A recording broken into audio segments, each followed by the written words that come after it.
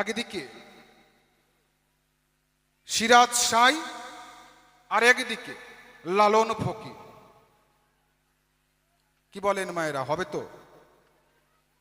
হ্যাঁ, একদিকে সিরাজ সাই, একদিকে লালন ফকির। তাহলে আজকের পালা ঘটলো বড় জ্বালা। কেমন? মানে এতদিন শিষ্য গুরুর কাছে জিজ্ঞাসা করত আর গুরু এসে জবাব দিত, কিন্তু না, আজকে বিষয়টা উল্টা হবে। আজকে গুরু শিষ্যর কাছে জিজ্ঞাসা করবে আর শিষ্য এসে জবাব দেবে। কেমন? যেমন দেখবেন যারা স্কুলে পড়াশোনা করে যে সমস্ত ছাত্র, তারা সকলেই জানে বৎসরে একটা দিন ছাত্ররা মাস্টারের অধিকার পায়। আপনাদের আছে জানা কোন দিনটা? যাকে বলে শিক্ষক দিবস। সেই দিন কিন্তু শিক্ষকরা ক্লাস নিতে যায় না, সেই ক্লাসে কোনো স্টুডেন্ট বা ছাত্রকেই পাঠায় ক্লাস নিতে, তাই তো? আজকে তদ্রূপ সেরকম হবে। আমি তার শিষ্য ছেলে, কিন্তু না, আজকে একদিনের জন্য হলেও আজকে তার গুরু হয়ে দাঁড়াবো আসরের পরে। তাই আজকে ভূমিকায় আমি সিরাজ সাই এবং আমার গুরুদেবকে আমার শিষ্য লালনের ভূমিকায় রেখে আজকের আলোচনা আপনাদের সামনে তুলে ধরতে চাই। তা আলোচনা কোন জায়গা থেকে? এই সিরাজ সাই কি করেন না, জমিদার রাজা যারা ছিল তাদের পালকি বইতেন। এই সিরাজ সাইয়ের কাজ ছিল তাদের পালকি বইতেন। একদিন এই সিরাজ সাই নিজের বাসভবনে বারান্দার উপরে বসে আছে। হঠাৎ একটা ছেলে এসে সিরাজ সাইয়ের নিকটে বলে তাই যে আমি আপনাকে গুরু করতে চাই। সিরাজ সাই মনে মনে ভাবলো, তাই যাকে তাকে তো শিষ্য করা যায় না। দেখবেন ওমা, আপনারা যখন রাধাবাড়া করেন, রান্না করেন, রান্না করার পর যে রান্নার ব্যঞ্জন সেটা কিন্তু যে কোনো পাত্রের মধ্যে ঢেলে দেন না, কিন্তু আগে পাত্রটা দেখেন সেই পাত্রটা পরিষ্কার না অপরিষ্কার।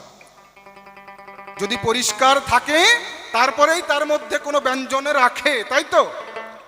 আর যদি অপরিষ্কার থাকে তাকে পরিষ্কার করে নিয়ে সেই ব্যঞ্জন রাখার যোগ্য করে তুলে তারপরই তার মধ্যে কিছু রাখেন, তাই তো মা? এটাই তো। তদ্রূপ সিরাজ সাই মনে মনে ভাবলো তাই যে ছেলেটাকে একটু পরীক্ষা করা চাই। নাম জিজ্ঞাসা করলো, ধর্ম জিজ্ঞাসা করলো, বলল যে আমার নাম লালু। বেশ ভালো কথা, কোথায় বাড়ি ইত্যাদি ইত্যাদি সব বলল।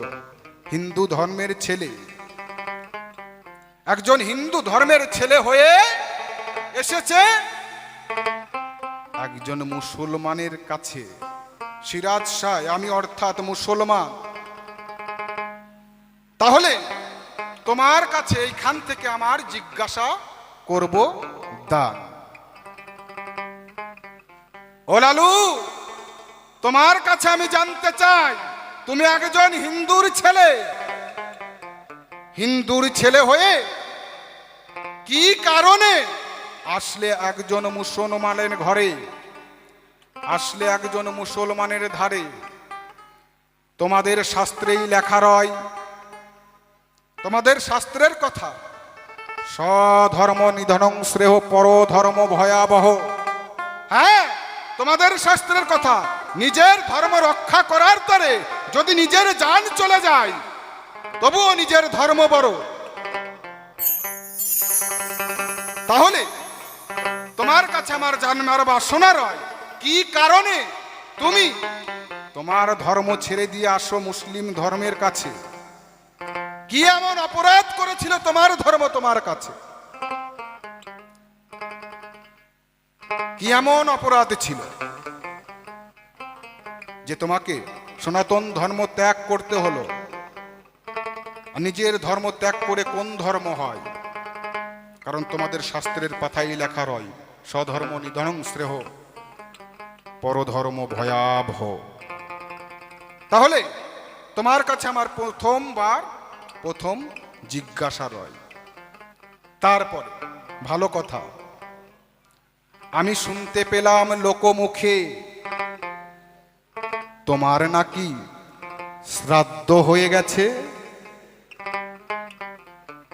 ও লালু,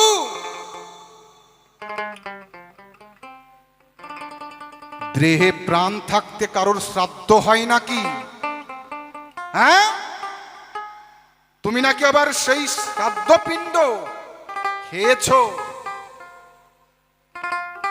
তোমার নাকি শ্রাদ্ধ হয়ে গেছে?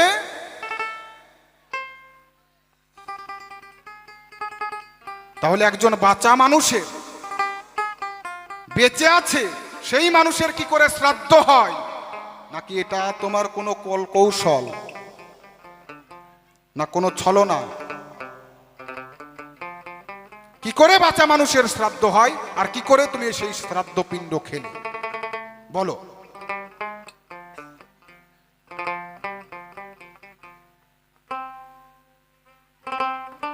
কি এমন অপরাধ, কি এমন দোষ ছিল? তোমার কাছে দুইটা জিজ্ঞাসা হয়ে গেল। আরেকখানি জিজ্ঞাসা করব দান।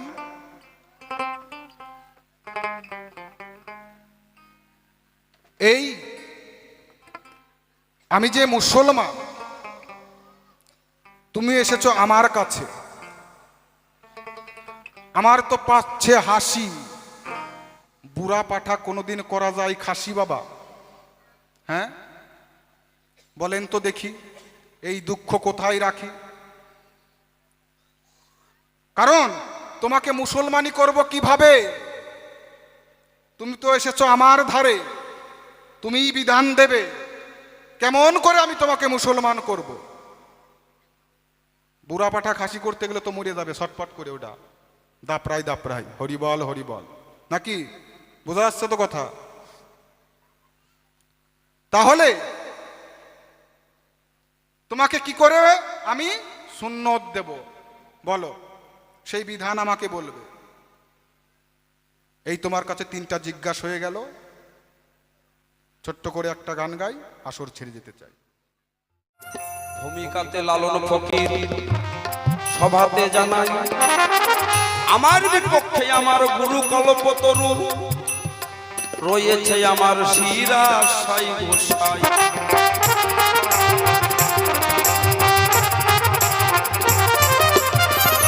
কুষ্টিয়া জেলার কুমারখালী সেউদিয়া গ্রামে লালনের জন্ম বটে হয়। সেই জায়গায় জন্মভূমি লালনের আমি দেখো দিলাম পরিচয়।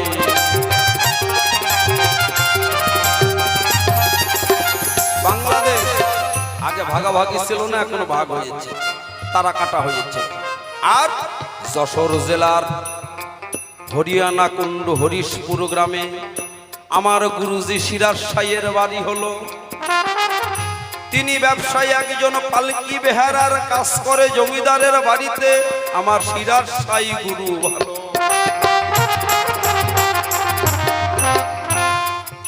ছোটবেলায় লালুর বাবা মারা গেছে। সংসারের সমস্ত দায়িত্ব বোঝা সমস্ত গিয়ে লালনের উপর, অর্থাৎ লালুর উপরে পড়ল। এখন ওই ছোটবেলা থেকেই খুব দুঃখ কষ্টের মধ্যে তার জীবন যাপন হয়। লালু বড় হয়ে গেল, লালুকে বিয়ে দেওয়া হলো, তার স্ত্রীর নাম গোলাপী। বিয়ে দেওয়ার পরে একদিনকার ঘটনা বসে শুনুন ভক্তজনা। ওমা, ওই যে গ্রামের হরিমণ্ডপ থাকে না, ওই হরিমণ্ডপে সন্ধ্যেবেলা হলে পরে গ্রামের বুড়ো বুড়িরা খোল করতাল নিয়ে গিয়ে ওখানে কৃষ্ণ নাম হরিনাম সংকীর্তন করে। লালুও সারাদিন সংসারের সমস্ত কাজ সেরে ওই বুড়ো বুড়িদের সঙ্গে বসে বসে হরিনাম সংকীর্তন শুনত। একদিনকার ঘটনা বসে শুনুন ভক্তজনা। সন্ধেবেলা হলে পরে তাই হরি মন্দিরে বসে বসে বুড়ো বুড়িরা আলোচনা করছে, সামনে জগন্নাথ এসে গেছে, আমরা জগন্নাথে ওগো যাব গো সবাই।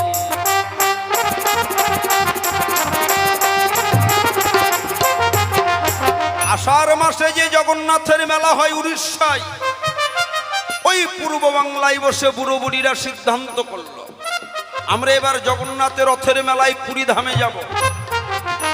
লালু ওদের কথাবার্তা শুনছিল। লালু মনে মনে ভাবলেন, আমিও একটু তোমাদের সঙ্গে যেতে চাই উড়িষ্যায়। বুড়ো বুড়িকে গিয়ে বলছে, ও দাদু, ও দিদিমা, আমার কথা নেবেন, আমাকে একটু নিয়ে যাবেন আপনাদের সঙ্গে জগন্নাথে। কয়, না না না না, তোরা চ্যাংরা ছেলে পুলে মানুষ, আমরা বুড়ো মানুষ, আমাদের সঙ্গে তোদের হবে না। সঙ্গে ছিলেন লালনের বন্ধু, নাম হলো নিতাই। লালু বুড়ো বুড়িকে বলছে, ও দাদু দিদিমা, তোমরা যে যাবে তখন তো পায়ে হেঁটে রাস্তা। ও দাদু, তোমরা এতদিনের পথ যাবে, তোমাদের খাবার দাবার সঙ্গে জল পুটলি পাতলা যা আছে এগুলো তো বহন করার জন্য মানুষের দরকার পড়বে। বুড়ো বুড়ি বলছে, হ্যাঁ ঠিকই তো, আমরা দুইজন মাথায় করে দুই বন্ধু তোমাদের সমস্ত জিনিসপত্র নিয়ে যাব। ঠিক আছে। সময় দেখে তারা সকালবেলা তিথিদের যোগ দেখে গুরু নাম স্মরণ করে হরির ধ্বনি দিয়ে তারা বাহির হয়ে গেল। ওই পূর্ব বাংলা থেকে পায়ে হেঁটে হেঁটে লালু বুড়ো বুড়িদের সঙ্গে জগন্নাথে আসছে। আপনাদের জানাই ভালো,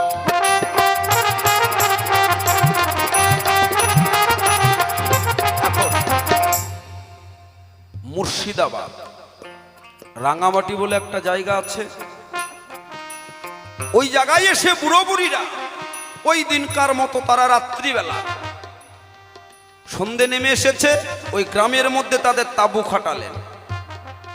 সন্ধেবেলা রান্না টান্না করে খেয়ে দেয়, এ লালু তাড়াতাড়ি করে ঘুমিয়ে পড় বাবা, ভোরবেলা আবার উঠতে হবে, খুব ভোর ভোর সময়ে আবার আমাদেরকে রওনা দিতে হবে।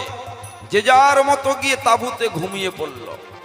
নিতাই আর লালু এক তাঁবুতে দুইজন ঘুমিয়ে আছে। সারা রাত গত হয়ে গেল। ভোরবেলা উঠে যখন বুড়ো বুড়িরা রওনা দেবে, লালু লালু লালু আর কথা কয় না। গায়ে এত জ্বর এসেছে, মানে গায়ের মধ্যে ধান দিলে খই ফুটবে এমন গা গরম জ্বর। আর গায়ে ছোট ছোট ছোট ছোট কি যেন জল ফোসা বের হয়েছে, গুটি বসন্ত। জ্বরে গোঙাচ্ছে লালু, আ আ বলে চিৎকার করছে। ধীরে ধীরে পাখির মতো তার মুখ দিয়ে ক্ষীণ আওয়াজ। নিতাই গিয়ে বলছে, দাদু গিয়ে দেখো লালুর কি অবস্থা। বুড়ো বুড়িরা গিয়ে দেখে লালুর নিথর দেহটা পড়ে আছে, শক্তি বল নাই। বুড়ো বুড়িদের ওই দিন আর যাওয়া হলো না। ঠিক আছে, আজকের মতন হয় থেকে যাই, একটু বদ্যি ডেকে আনি, ওষুধ খাওয়াই, কালকে না হয় যাবো, রওনা দেব। পরের দিন সেই দিনকার মাত্র রাত্রিবেলা ওখানে থেকে গেল। পরের দিন যখন ভোরবেলা হলো, তাই বুড়ো বুড়ি আবার জগন্নাথে যাওয়ার জন্য তারা তৈরি হলো। লালুকে ডেকে ডেকে বলে, নিতাইকে বলে, চলো রওনা দেওয়া চাই।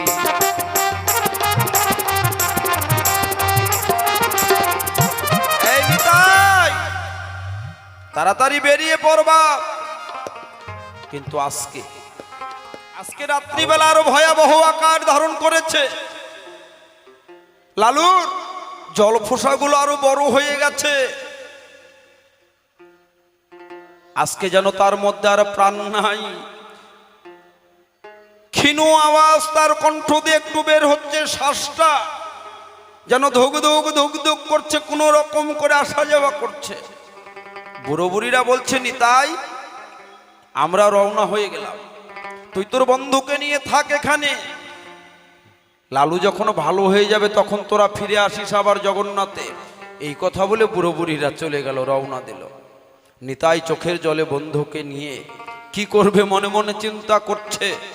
দুই বন্ধু একসঙ্গে এসেছিলাম, মনের আনন্দ করে আমরা জগন্নাথে যাব, আজকে কি হয়ে গেল।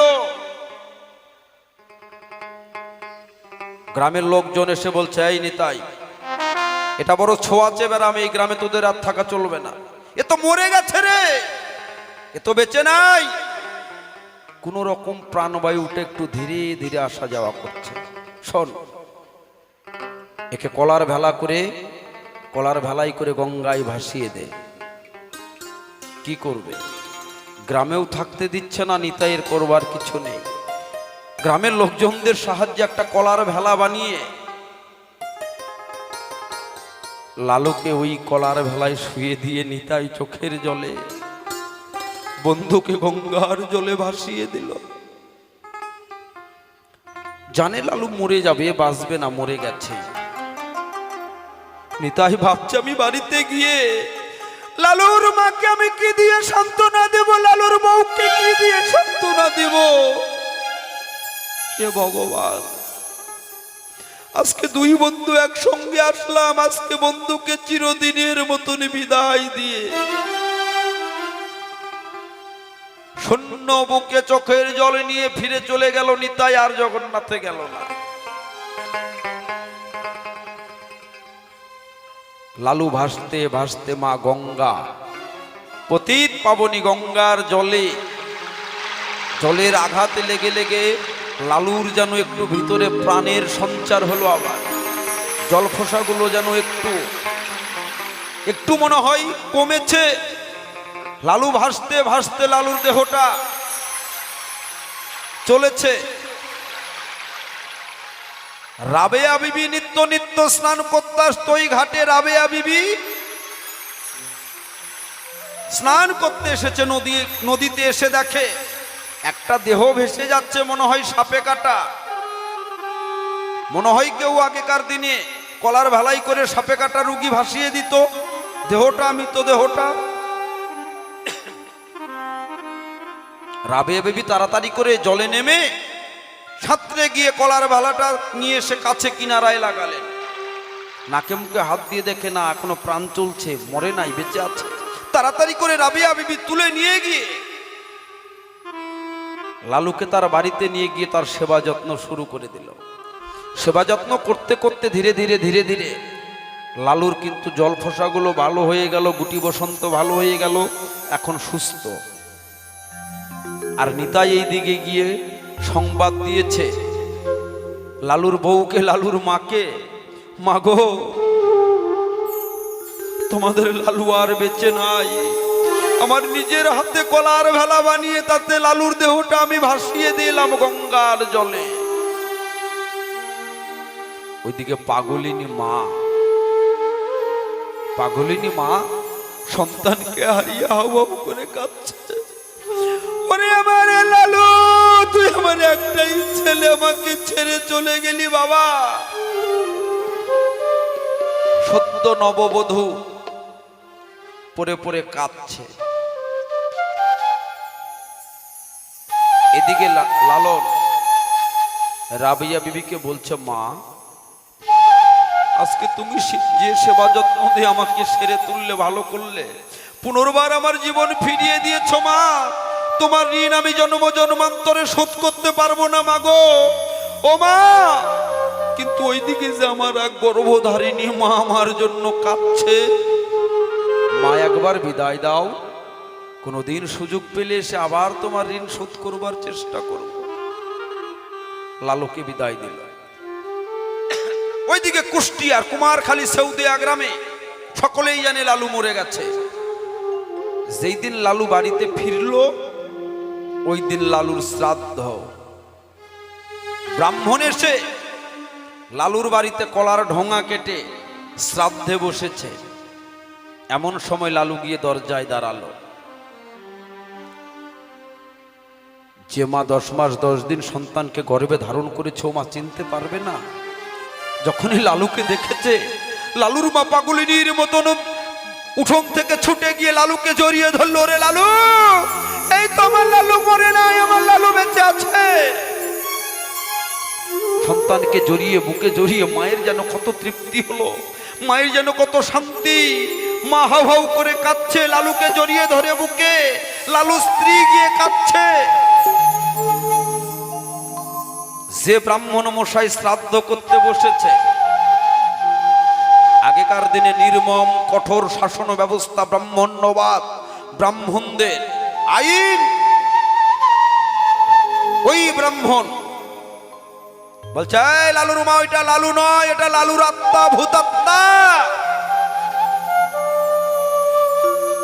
ব্রাহ্মণ এখন মনে মনে চিন্তা করছে, যদি আমি বলি ওইটা লালুই, তাহলে তো শ্রাদ্ধের জিনিসপত্রগুলো এগুলো পাবো না, আমাদের ব্রাহ্মণ সমাজ থাকবে না, কলঙ্কিত হয়ে যাবে।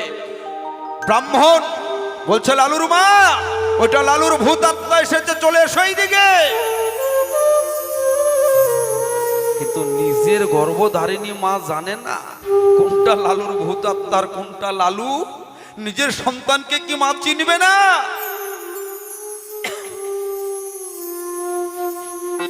লালু গ্রামবাসীরা গিয়ে লালুর মাকে জোর করে নিয়ে আসলেন।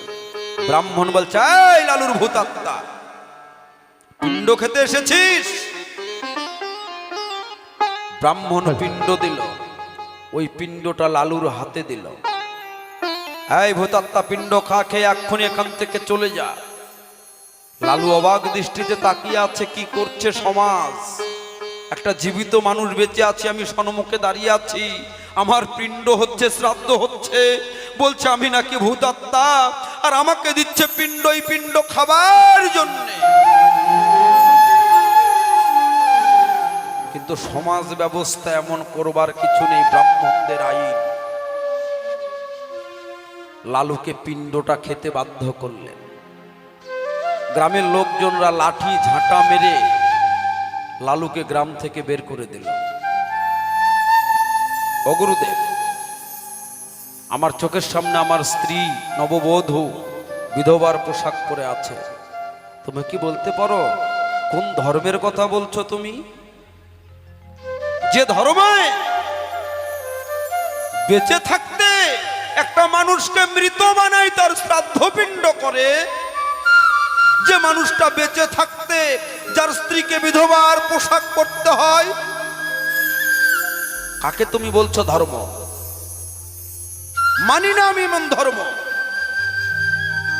চাই না আমি এমন সমাজ ব্যবস্থা। তুমি শাস্ত্রে পড়ো নাই? আমি কোনো জাতাজাতি পছন্দ করি না। আমি চাই না খ্রিস্টান, চাই না মুসলমান, চাই না জৈন, চাই না বৌদ্ধ, চাই না শিখ, পার্সি, কোনো ধর্ম আমি চাই না। আমি শুধু চাই একজন সঠিক মানুষ। আমি মানুষ ধরার কারিগর হতে চাই। আমি মানুষ যেন হতে পারি, মানুষ যেন ধরতে পারি, আমি যেন সকল মানব ধর্ম পালন করতে পারি। গুরুদেব, আজকে তোমার কাছে আমি ইসলাম ধর্ম নিতে আসি নাই, আজকে তোমার কাছে এসেছি আমি মানব ধর্ম প্রতিষ্ঠা করবার জন্য, মানব ধর্মে দীক্ষিত হবার জন্য।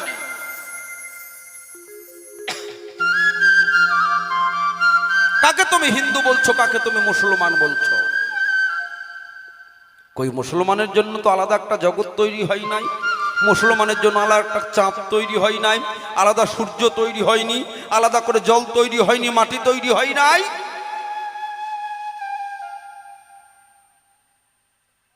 সবকিছু তো এক, ওরও গায়ের রক্ত লাল, আমারও লাল, সব এক, শুধু মনের ব্যবধান, হিংসা, নিন্দা।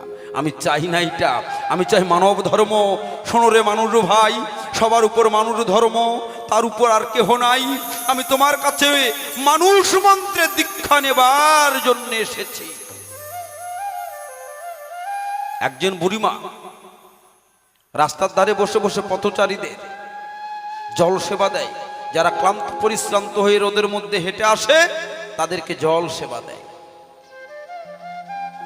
একজন ইংরেজ এসে বলছে, mother forgive me 1 glass water, আমাকে 1 গ্লাস জল দিন, ওয়াটার। ইংরেজকে কলসি থেকে 1 গ্লাস ওয়াটার ঢেলে দিল, তিনি ওয়াটার খেয়ে চলে গেল। কিছুক্ষণ পর একজন পশ্চিমা বিহারি আসলেন, মাইজি জলদি করকে 1 গ্লাস পানি দিজিয়ে, ওই কলসি থেকেই ঢেলে দিল 1 গ্লাস পানি। কিছুক্ষণ পর একজন বাঙালি এসে বলছে, মা আমি বড় তৃষ্ণার্ত পিপাসার্ত, আমাকে 1 গ্লাস জল দাও, ওই কলসি থেকে 1 গ্লাস জল ঢেলে দিল। কেউ খেলো ওয়াটার, কেউ খেলো, মেন উদ্দেশ্য হলো পিপাসা নিবারণ করবার। পিপাসা নিবারণ করলো, কেউ ওয়াটার দিয়ে করলো, কেউ জল দিয়ে করলো, কেউ পানি দিয়ে করলো, মূলত বিষয়বস্তু ওই কলসির মধ্যে একটাই ছিল।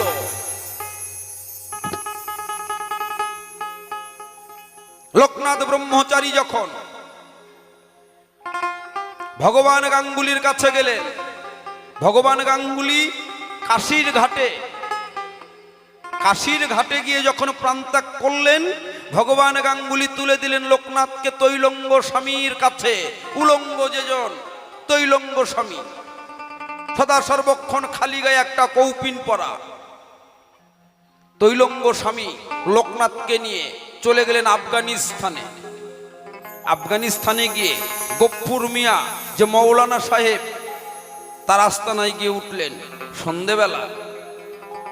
গফুর মিয়াকে বলছে, তৈলঙ্গ স্বামী আমার লোকনাথকে একটু ইসলাম শাস্ত্রে দীক্ষা দিন, শিক্ষা দিন, কি পেরেছে কি জেনেছে ওই সমস্ত কিছু শিক্ষা হচ্ছে। গফুর মিয়া লোকনাথকে ইসলাম ধর্মের সম্পর্কে জিজ্ঞাসা করছে, লোকনাথ একটার পর একটা উত্তর দিচ্ছে। তারপরে গফুর মিয়া এবার লোকনাথের কাছে হিন্দু সনাতন ধর্মের শিক্ষা নিচ্ছে।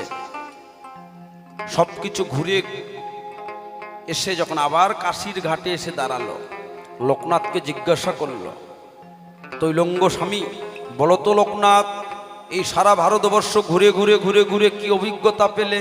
বলল, গুরুদেব আমি মাত্র 3 জন ব্রাহ্মণ দেখতে পেলাম। বলল, কে? এক ব্রাহ্মণ আপনি আমার চোখের সম্মুখে দাঁড়িয়ে আছেন আপনি, আর এক ব্রাহ্মণ দেখে আসলাম আফগানিস্তানে গফুর মিয়া। এক ব্রাহ্মণ আপনি আর এক ব্রাহ্মণ গফুর মিয়া আফগানিস্তানে। আর ভগবান গাঙ্গুলি তৈলঙ্গ স্বামী বলছে, আর এক ব্রাহ্মণ লোকনাথ তুমি নিজে। তুমি কিসের জাতাপাত বলছো?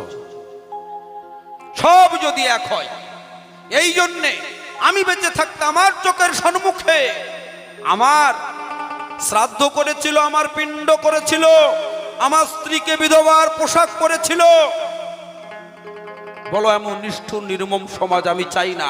আমি চাই যেখানে কোনো জাতাজাতি নাই, কোনো ধর্ম নাই, সবকিছু ভুলে গিয়ে কেবল একটাই ধর্ম, সেটা হলো মানুষ ধর্ম। পৃথিবীতে যেটা একমাত্র মানুষ মানব ধর্মে পরিচিত, আর তো কিছু নয়। সবগুলো তোমাদের হাতে গড়া, আমার হাতে গড়া। তাই কি বলছে শুন,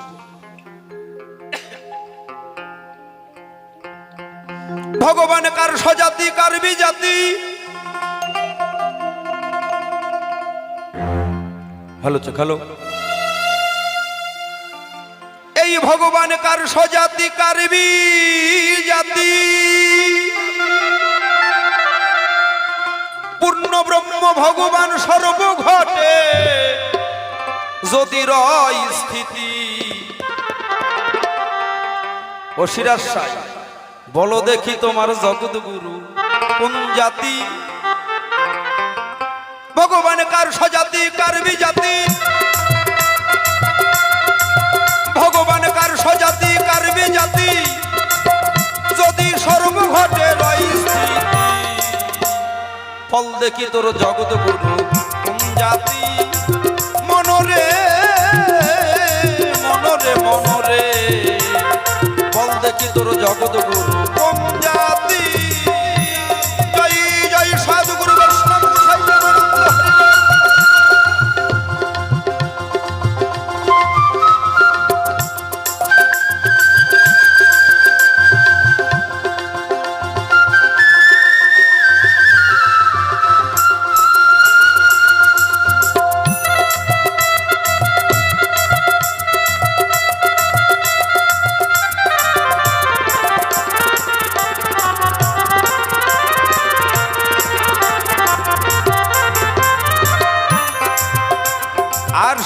জন্ম একই নালে,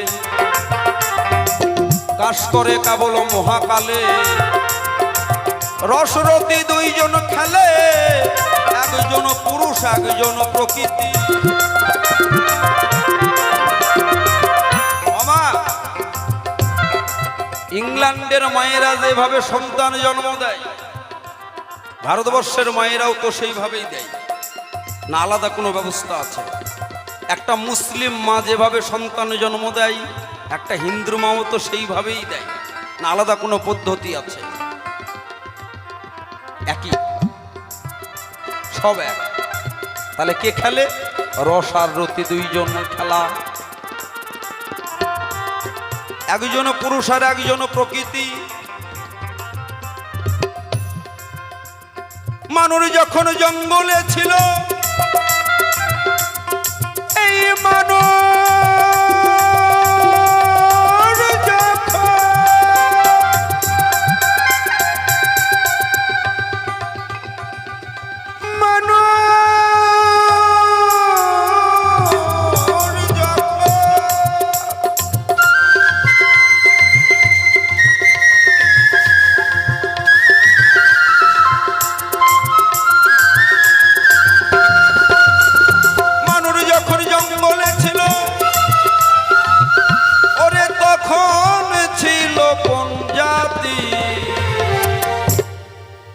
আজ থেকে কয়েক হাজার বছর আগে যাবে, যাকে অসভ্য যুগ বলা হয়, আদিম প্রস্তর যুগ। ইতিহাসে পড়েছেন আপনারা? ইতিহাসে লেখা আছে কি, মানুষ যখন ল্যাংটা থাকতো, কাপড় পরতে জানতো না, মুখের আওয়াজ হতো না, কথা বলতে পারতো না, শব্দ করে মনের ভাব প্রকাশ করত, কাঁচা মাংস শিকার করে খেত, আগুনের ব্যবহার তখন জানতো না, পাথরে পাথর কেমন করে, গাছের সঙ্গে গাছের ঘষা লেগে, যাকে দাবানল বলা হয়, ওইটা দেখে মনে মনে চিন্তা করলেন যে গাছের সঙ্গে গাছের যদি ঘষা লেগে আগুন জ্বলতে পারে, তাহলে পাথরের সঙ্গে পাথর ঘষলেও আগুন জ্বলবে।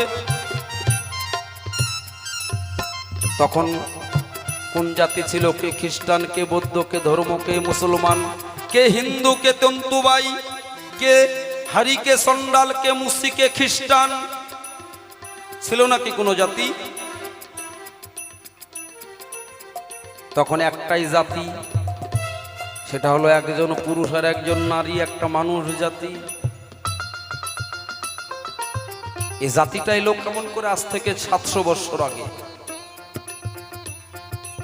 বল্লাল সেনের আমল থেকে, কৌলিন্য প্রথা।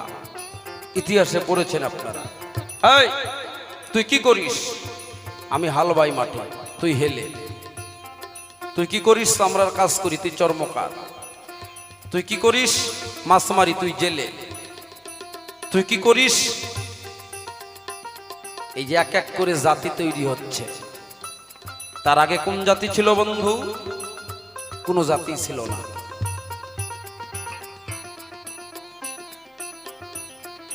রসরতি দুইজন খেলে, রসরতি দুইজন খেলে, কেবল একজন পুরুষ আর প্রকৃতি। বল দেখি তোর জগৎ গুরু কোন জাতি? পাগল মনরে মনরে, বল দেখি তোর জগৎ গুরু কোন জাতি?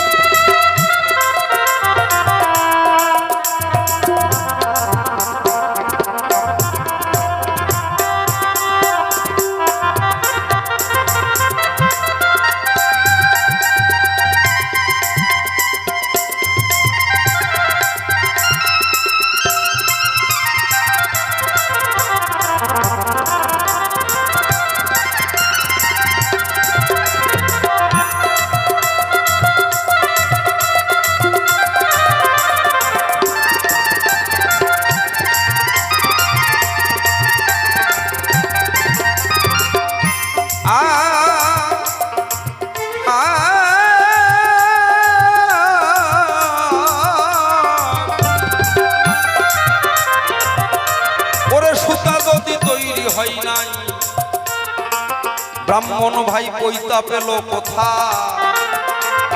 বন মানুষের যুগে ছিল কি মন জাতি? জাতিগত প্রথা।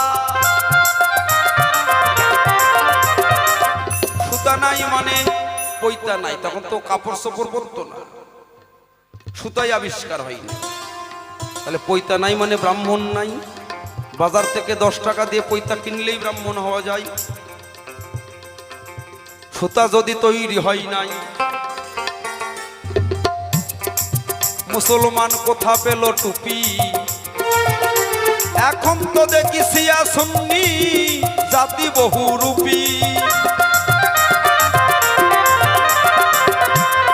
সুতা নাই মানে লুঙ্গি নাই, লুঙ্গি নাই। সুতা নাই মানে টুপি নাই, মানে মুসলমানও নাই। বলো সিরাজ ভাই, মানুষ সভ্য হয়ে ভাগ করেছে, এই মানুষ সভ্য হয়ে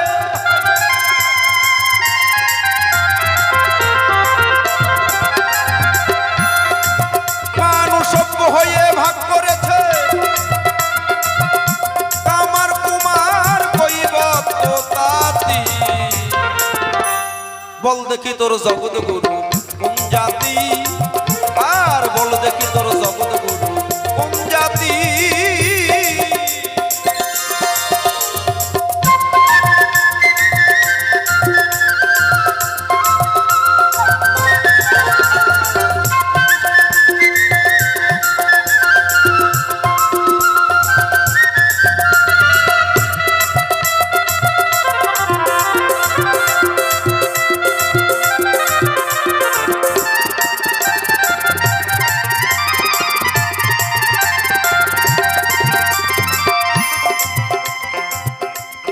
সত্যযুগের ভগবান ব্রাহ্মণ, ব্রাহ্মণ ভাই বোনেরা বলবে কি সব ভগবান নারায়ণ আমাদের? ত্রেতা যুগের ভগবান ছিল ক্ষত্রিয় রাজবংশী। ক্ষত্রিয় রাজবংশী ভাইরা বলবে কি রামচন্দ্র ভগবান আমাদের, আর কারো নেওয়া যাবে না নাম। দাপর যুগের ভগবান কৃষ্ণ গোয়ালার ঘরে ঘোষের ঘরে জন্ম নিল। ঘোষ ভাইরা কি বলবে কৃষ্ণ একমাত্র আমাদের ভগবান। কলিযুগের ভগবান নৈকস্য কুলীন ব্রাহ্মণ, জগন্নাথ মিশ্রর ছেলে। তাহলে ব্রাহ্মণেরা বলবে গৌরী ভগবান আমাদের, আর কারো নয়।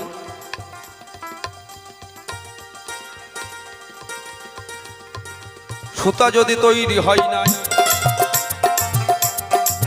মুসলমান কোথা পেল টুপি? এখন তো দেখি শিয়া সুন্নি জাতি বহুরূপী।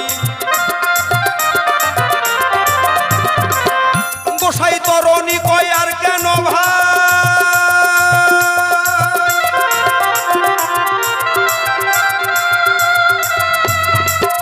গোসাই তরণী কেন আর কেন তাই করি ডাঙ্গাতে মাতামাতি। কেমন করে বুড়ো পাঠা খাসি করে তাই?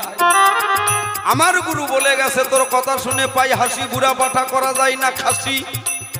তুই যে আমার ইসলাম ধর্ম গ্রহণ করবি, তোর আমি সুন্নত দিব কোন জায়গায়?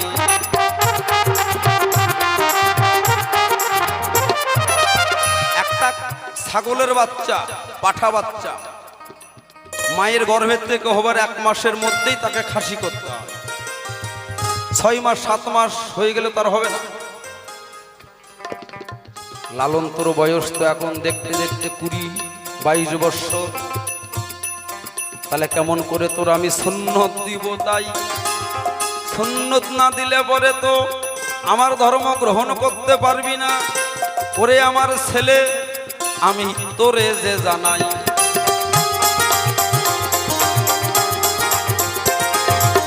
ও সিরাজ সাই, তোমার কিন্তু মনে নাই তোমার বয়স এখন 80। তোমাদের ইসলাম ধর্মে কিন্তু করে গেছে বুড়া পাঠা খাসি।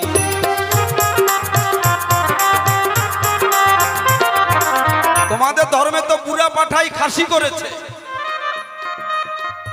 খলিলুল্লাহ, তার আগে সুন্নত নামাজ ছিল না, ওই যে চামড়া কেটে বাদ দেওয়া এটা ছিল না।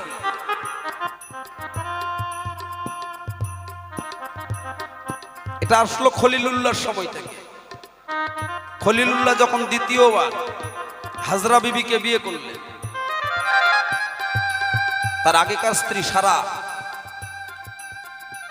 তুমি দ্বিতীয় দ্বার গ্রহণ করেছ, তখন 70 বৎসর বয়স খলিলুল্লাহ। এই খলিলুল্লাহ দ্বিতীয়বার যখন হাজরা বিবিকে বিয়ে করলেন, দ্বিতীয় দ্বার গ্রহণ করলেন, সারা বিবি তাকে আর গ্রহণ করছে না।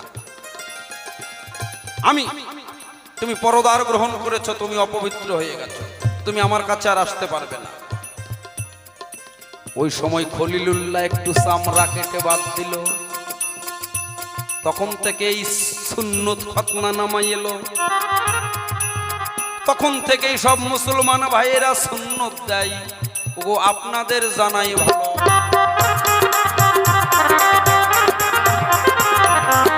তাহলে বলো গুরুদেব বুড়া পাঠাই তো সেদিন খাসি করেছিল গো,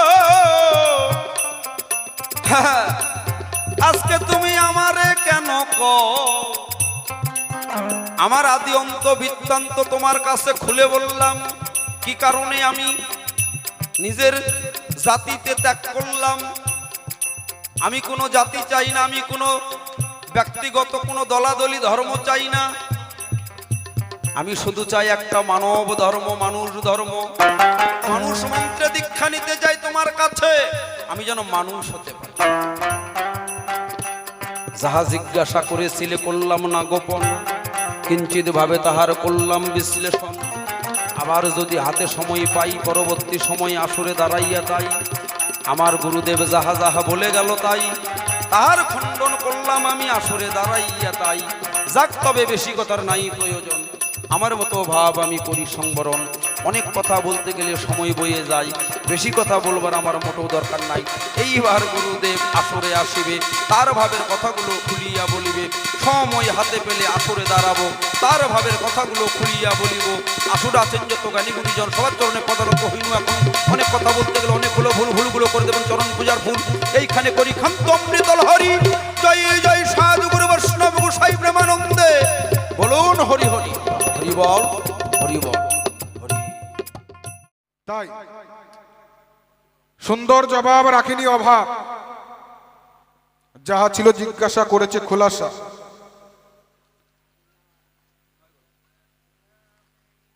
এবার লালুকে মানুষ মন্ত্রে দীক্ষা দিয়ে যখন পাঠিয়ে দিলাম, হঠাৎ একদিন আমার কানে খবর এলো, মা এই লালু নাকি আবার বিধবাদেরকে নিয়ে জঙ্গলের মধ্যে একটা আশ্রম করেছে। যখন এই কথা সিরাজ শাহের কানে গেল, সিরাজ শাহের মান সম্মান কি আর থাকে বাবা? হ্যাঁ, তুমি বিধবা নারী নিয়ে জঙ্গলের মধ্যে আশ্রম করে এমন কি গোপন কর্ম করো? তুমি গুরুদেবের মান সম্মান সব ধুলাই মিশিয়ে দিলে। তাই তোমার কাছে ছোট্ট করে আর দুটো জিজ্ঞাসা করতে চাই। শোনো শোনো শোনো লালু, তোমাদের জানাই, দ্বিতীয়বারে তোমার কাছে আমি জানতে চাই,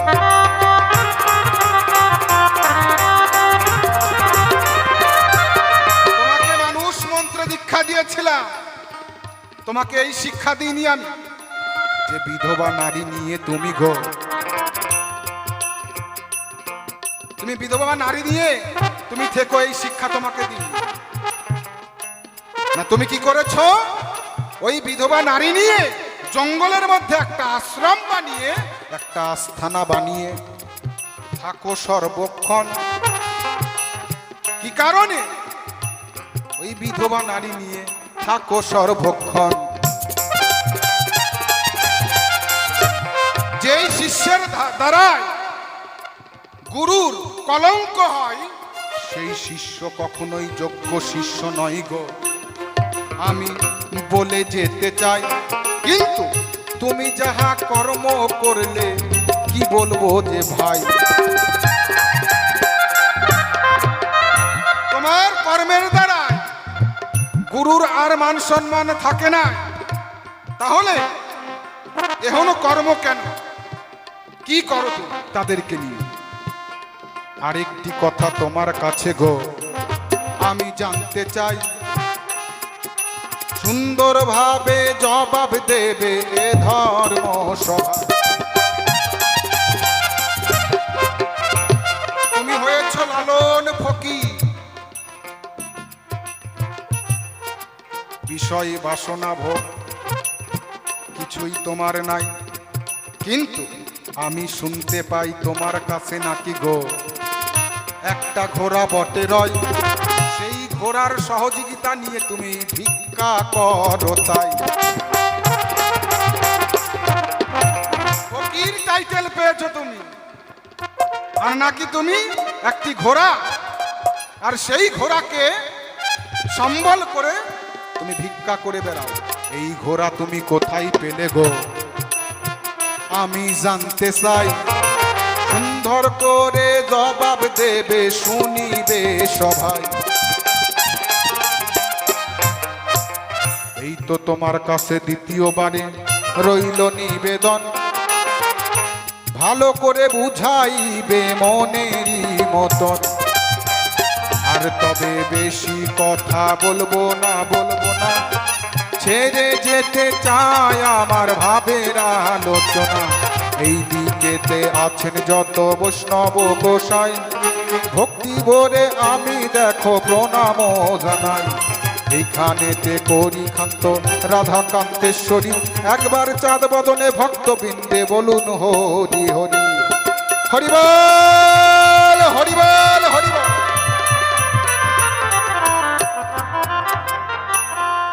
সময় প্রায় শেষের দিকে, তাই ছোট্ট করে ছেড়ে দিলাম, দেখি এসে কোন কথা করে। কেন বিধবাদারি নিয়ে সঙ্গ করি ঘরে দরজা দিই? আমার শিরাশাই গুরু জিজ্ঞাসা করে গেল, তুমি গুরুর নামে কলঙ্ক দাও, বিধবা রমণীদের নিয়ে ঘরে দরজা বন্ধ করে কি করো? তাহার জবাব দাও। ইতিহাসে পড়েছেন, আপনাদের আছে জানা, করেছে বর্ণনা। সতীদাহ প্রথা যখন ছিল, তাই রাজা রামমোহন সেই সতীদাহ প্রথা তুলে দিল, আপনাদের জানাই। একটা 80 বৎসরের বুড়োর সঙ্গে একটা 16 বয়সের মেয়ের বিয়ে দেওয়া হয়। ওই বুড়োটা কদিন পরে মারা গেলে ওই মেয়েটাকে সোনাদানা গয়না গাটি পরিয়ে বাদ্য বাজনা ঢাক ঢোল বাজাতে বাজাতে জীবন্ত অবস্থায় সীতার স্বামীকে মরতে বটে হয়। এটাই ছিল সতীদাহ প্রথা। 80 বৎসরের বুড়োর যদি বউ মারা যায়, ও বিয়ে করতে পারবে, এই যে ব্রাহ্মণদের আইন। 80 বৎসরের একটা বুড়ো বউ মরে গেল, বিয়ে করতে পারবে, বউ করতে পারবে। কিন্তু একটা মেয়ের যদি স্বামী মারা যায়, ও আর বিয়ে করতে পারবে না। যখন লালনের আশ্রমের পাশেই ছিল শ্মশান, ওই যুবতী মেয়েগুলোকে যখন নিয়ে এসে সীতাই জ্বলন্ত অগ্নিতে যখন মেরে ফেলা হয়, আকুল আর্তনাদ করে চিৎকার করে ওই অসহায় মেয়েগুলো লালন ফকির শুনিবারে পাই। ওই লালন ফকির তার দলবল নিয়ে ওই বিধবা রমণীগুলোকে, যুবতী রমণীগুলোকে জীবন্ত মরার হাত থেকে বাঁচিয়ে আনে। তাই তার আশ্রমে রেখে ভজন সাধন শিক্ষা দেয়। এইটা দেখেছে আমার শিরাশাই গোসাই। তুমি রাত্রিবেলা হলে পরে ঘরের মধ্যে দরজা দিয়ে কি করো? এই লালন, বিধবা রমণীদেরকে নিয়ে যুবতী রমণী 16-17 বছর বয়স, এই তোকে মানব ধর্মে দীক্ষিত করলাম। এই খবর যখন শিরাশাইয়ের কানে গিয়ে পৌঁছালো, শিরাশাই একজন ডাকাতের সর্দার, নাম তার কালু সর্দার। তাকে টাকা দিল, তাকে ভাড়া করলো, সর্দার কথাই আমার নেবে, আজকে রাত্রিবেলা গিয়ে লালনকে মেরে ফেলবে, নইলে লালন আমার মান সম্মান ওগো ধুলাই মিশে দেবে। সিরাজশাহী আমার গুরু আগে বুঝে ভালো মন্দ না বুঝে আমাকে মারার বাইনা দিয়ে দিল কালু সর্দারকে। রাত্রেবেলা কালু সর্দার সশিষ্য দলবল নিয়ে, চেলা চামুন্ডা নিয়ে লালনের কুটিরের পিছনে এসে রইল। তাই কারো হাতে রামদা, কারো হাতে বল্লম, তীর, ধনুক, পশু কুড়াল নিয়ে তারা বসে আছে। তাই রাত্রি একটু ভারী হলে পরেই লালনকে আক্রমণ করব, প্রাণে মারব। কালু সর্দার মনে যে ভাবিল, এই কারণে ঘরের পিছনে চুপ করে দেখো বসিয়া রহিল। রাত্রি 12টা বাজে। লালন বিধবা রমণীগুলোকে নিয়ে ঘরের মধ্যে ঢুকে দরজা দিয়ে দিল। বেড়ার ঘর তো, সনবন দিয়ে বেড়া দিয়ে ঘর বাঁধা। রাত্রি 12টা পার হয়ে গেছে। কালু সর্দার মনে মনে চিন্তা করল, আচ্ছা লালুকে যে মারবার জন্য অর্ডার দিয়েছে সিরাজশাহী গোসাই, এ কি সত্যিই দুশ্চরিত্রা? সত্যি কি তিনি বিধবা রমণীদের নষ্টি গোষ্ঠী করে? সত্যি তিনি কি একজন অসৎ লোক? মারার আগে একবার একটু দেখবো না? কালু সর্দার বলছে, ভাই রে, মারার আগে অন্তপক্ষে একবার দেখি লোকটা কি। ঘরের বেড়াটা একটু ফাঁকা করে ওই বেড়ার ফাঁক দিয়ে কালু সর্দার দেখছে বেটা করে কি। দেখতে দেখতে কখনো যেন কালু সর্দারের হাত থেকে পশু কুড়াল পড়ে গেল। কালু সর্দারের 2 নয়ন দিয়ে জল ঝরছে। আহারে, অজান্তে যদি মানুষকে মেরে ফেলতাম, মহামূল্য মণি যে হারিয়ে ফেলতাম। লালন তো মানুষ নয়, এ তো সামান্য মানুষ নয়। কি দেখল? কি দেখে তার নয়নে বইছে জল? পশু কুড়াল হাত থেকে পড়ে গেল। দেখছে ঘরের মধ্যে বিধবা রমণীগুলো সামনে বসে আছে, সামনাসামনি লালনও বসে আছে। প্রাণায়াম যোগ করতে করতে করতে হাওয়া ধরে যখন ঊর্ধ্বে টান দিচ্ছে, লালন শূন্যের উপর আস্তে আস্তে শূন্যের উপর উঠে যাচ্ছে। ওই বিধবা রমণীগুলো শূন্যের উপরে উঠে যাচ্ছে। আবার কিছুক্ষণ পর ধীরে ধীরে দুলতে দুলতে মাটিতে নামছে। এই রকম করে দেখে তারা উপরে উঠার নিচে নামে, শূন্যে উঠে আবার মাটিতে নামে। এটা হলো হাওয়া ধরার কৌশল। আপনারা দেখবেন পুকুরে স্নান করতে গেলে পুকুরে ডুব দেবার আগে জোরে করে শ্বাস নিয়ে, শ্বাসটা বন্ধ করে নিয়ে, আর শ্বাস ছাড়বেন না, শ্বাসটা বন্ধ করে নিয়ে পুকুরে ডুব দেবেন। দেখবেন আপনি জলের নিচে ডুবে যাচ্ছেন না, উপরে ভেসে উঠছেন। আবার শ্বাস নিতে নিতে যখন ডুব দেবেন, দেখবেন আপনি মাটির নিচে তলে যাচ্ছেন জলের নিচে।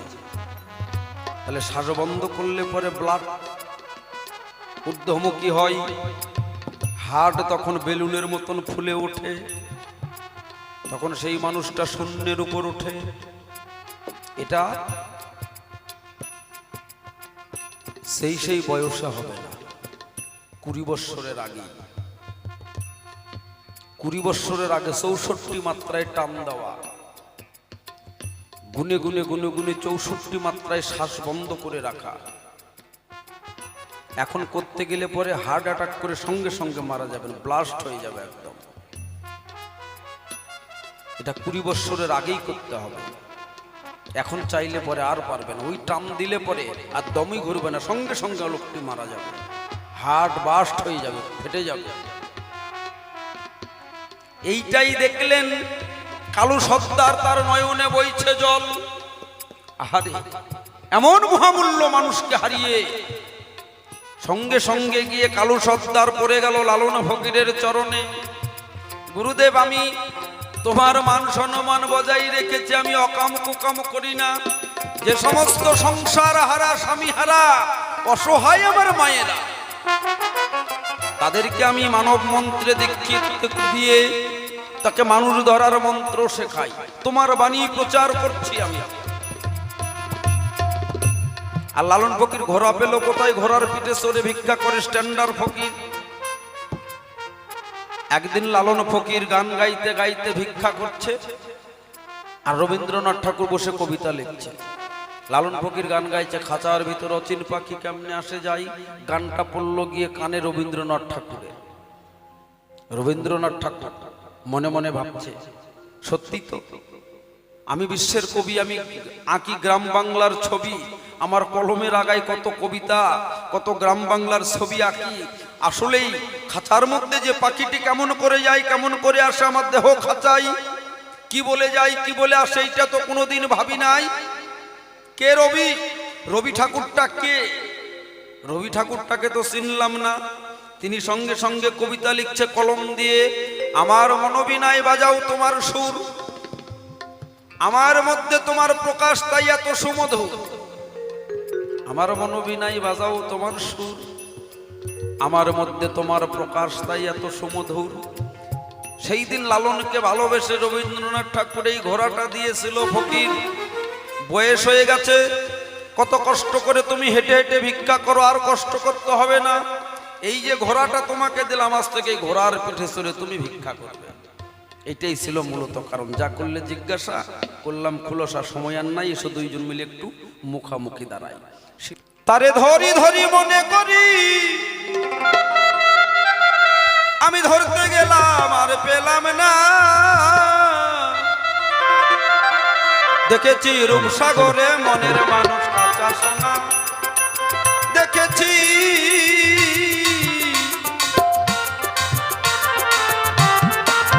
গুরুদেব। তোমার কি আর জানার আছে? খুলে বলি তোমার কাছে, যাহা তোমার মনে আছে করো বর্ণনা। কথা বলবো খাঁটি পরিপাটি, গোপন তো কিছুই রাখবো না। আস্তে আস্তে আস্তে, ও মারা, ও মা, ও মাসি, একবার এদিকে তাকাও, একটু আমার দিকে তাকাও। বাড়ি যাচ্ছ মা? যাবা, যাও, দক্ষিণে 10টা করে টাকা দিয়ে যাও। হয় টাকা দাও, না হলে বসে থাকো। 10টা করে টাকা দিয়ে যাও। যদি ভদ্রলোকের মতো, ভদ্রলোকের বেটি হও, 10টা করে টাকা দাও মা, নাহলে পিছন পিছন কিন্তু বাড়ি যাব। দেখেছি রূপসাগরে মনের মানুষ কাঁচা সোনা, দেখেছি।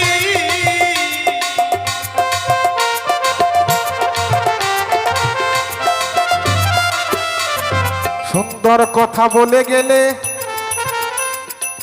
তুমি এই সভাতলে,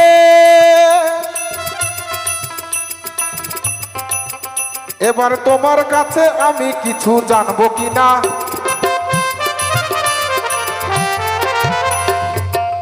সুন্দর জবাব দিয়ে গেছে।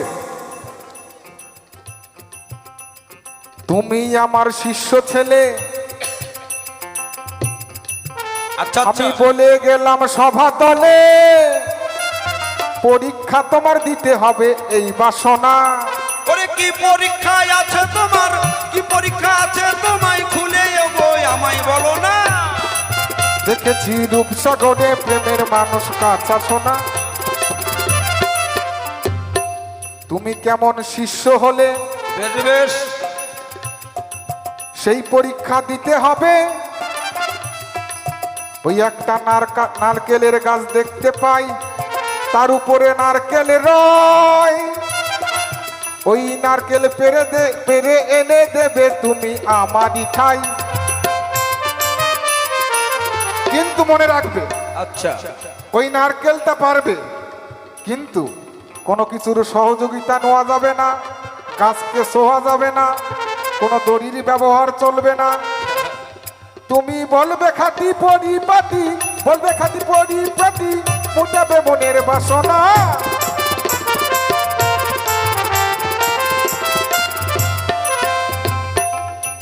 আচ্ছা মুশকিলে কায়দায় ফেলে দিলে, এখন কি করব ভাবি মনে মনে, বসে ভাবছেন সকলে। গাছে চড়া যাবে না, লাঠি ব্যবহার করা যাবে না, কিন্তু ডাব এনে দিতে তোমাকে হবে।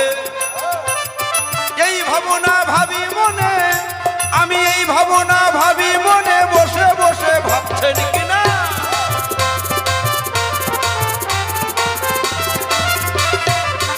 অমনি লালনের চক পুরো কুম্ভকে টান দিল, ছাড়বায়ু ভিতরে বন্ধ করিল,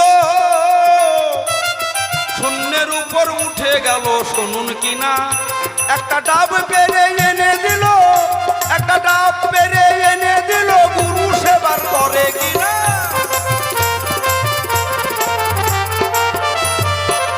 ছাড়বায়ুকে বন্ধ করে রেচক পুরো কুম্ভকে বসে গেল। ধীরে ধীরে ধীরে ধীরে শূন্য উঠে গেল, নারিকেল ফলটা পেরে এনে গুরুকে দিল। এখনো কি তোমার মনে সন্দেহ আছে? তুমি শিষ্য বলে গ্রহণ করবে নাকি আমাকে? আরো যদি মনের সন্দেহ থাকে তুমি বলো কিনা। সময় কিন্তু আর বেশি নাই, ওরে সময় কিন্তু আর বেশি নাই, শিল্পী এসে যাবে কিনা।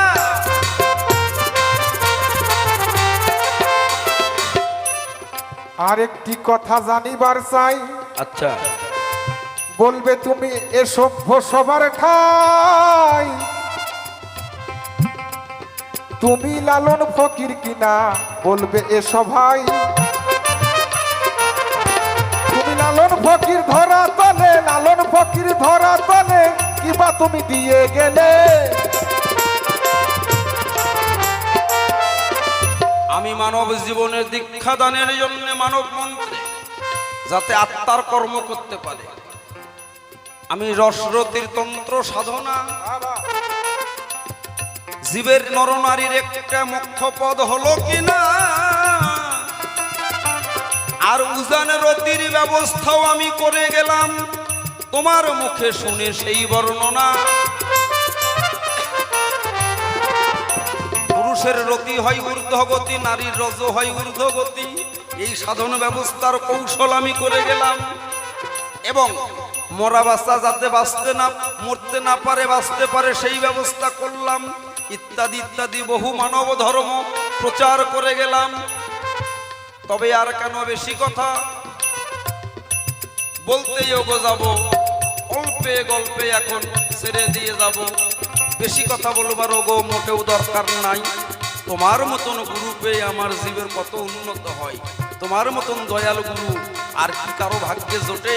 তুমি যে আমার গুরু, এসে তুমি দাঁড়িয়েছ আমার নিকটে, তোমার চরণ তলে আশ্রয় পেয়ে আমার জীবন ধন্য হলো। তোমার বাণী যেন সর্বত্র আমি ছড়িয়ে দিতে পারি ভালো, তোমার জয়গান যেন আমি দেশে দশের মাঝে করে যেতে পারি দান। তুমি এই তো দিয়েছো মহামন্ত্র, এই দিয়েছ গান, তোমার বাণী যেন সম্মান আমি রক্ষা করতে পারি। তাই গুরু শিষ্য মিলেই মানব ধর্ম প্রচার করে যাই, এইখানে গুরু শিষ্যর হইল মিলন।